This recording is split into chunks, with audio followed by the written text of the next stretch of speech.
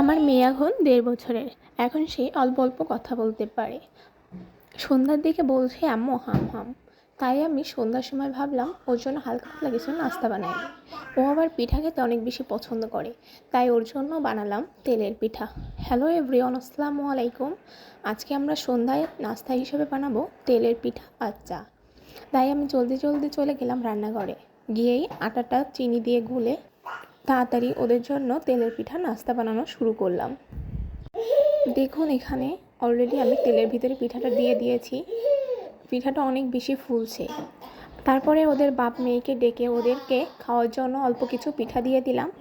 ওরা রুমে গিয়ে বাপ মেয়ে বসে চা আর পিঠা খাচ্ছিল, আর এদিকে আমি বাদবাকি পিঠাগুলো বানানো শেষ করলাম।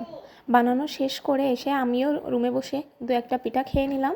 তারপরে পিঠাগুলো গরম গরম একটা বয়ামের ভিতরে ভরে রাখলাম, যাতে কালকে সকালে বা অন্য সময় ওকে দিতে পারি।